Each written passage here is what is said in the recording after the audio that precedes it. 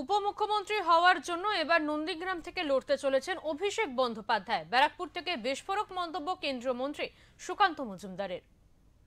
আগামী বিধানসভা নির্বাচন হতে চলেছে রাজ্য বিজেপির কাছে বড় চ্যালেঞ্জ। ব্যারাকপুর লোকসভার প্রত্যেকটি আসনেই বাড়তি নজর রয়েছে রাজ্য ও কেন্দ্রীয় বিজেপি নেতাদের। প্রাক্তন সাংসদ অর্জুন সিং এর সংগঠন ব্যারাকপুর জুড়ে মজবুত থাকলেও কোনো ঝুঁকি নিতে চাইছে না বিজেপি নেতৃত্ব।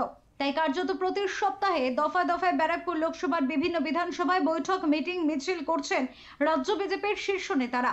সেই মতো শুক্রবার ব্যারাকপুর ওয়্যারলেস মোড় থেকে মসজিদ মোড় পর্যন্ত আর পরিবর্তন যাত্রার ডাক দেওয়া হয়েছিল।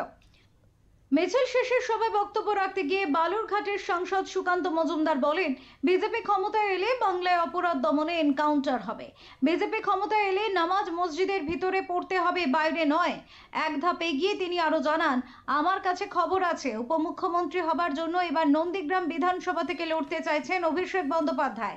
তাই এখন থেকেই দক্ষিণ 24 পরগনা জেলার দলদাস বেশ কয়েকজন পুলিশ কর্তাকে পূর্ব মেদিনীপুরে পাঠানো হয়েছে। অভিষেক বন্দ্যোপাধ্যায়কে নন্দীগ্রাম থেকে ও মমতা বন্দ্যোপাধ্যায়কে ভবানীপুর থেকে হারানোর ব্যবস্থা করবে বিজেপি।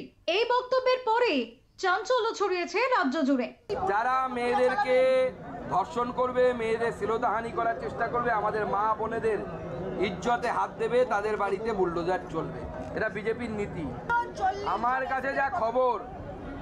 কাছে যা খবর অভিষেক বন্দ্যোপাধ্যায় এবার তৃণমূল কংগ্রেসের তরফ থেকে নন্দীগ্রামে বিধানসভায় দাঁড়াবে, সেই জন্য নিজের ধরা অফিসারদেরকে ওই জেলাতে ট্রান্সফার করা হচ্ছে। ওনার উপমুখ্যমন্ত্রী হওয়ার খুব শখ, সেই উপমুখ্যমন্ত্রী হবার জন্য উনি নন্দীগ্রামে বিধানসভায় দাঁড়াবেন বলে আমার কাছে খবর আছে। বিশ্বাস করছেন? ভাইপো ভয় তো পাচ্ছে। ব্যারাকপুর সাংগঠনিক জেলা বিজেপি নেতৃত্বের ডাকে সাড়া দিয়ে সেখানে উপস্থিত হয়েছিলেন কেন্দ্রীয় প্রতিমন্ত্রী সুকান্ত মজুমদার, ব্যারাকপুরের প্রাক্তন সাংসদ অর্জুন সিং, ভাটপাড়ার বিধায়ক পবন কুমার সিং, ব্যারাকপুর জেলা সভাপতি তাপস ঘোষ, জেলা বিজেপির সহ সভাপতি প্রিয়াঙ্কু পান্ডে সহ অন্যান্যরা। প্রতীতি ঘোষের রিপোর্ট, ওঙ্কার বাংলা।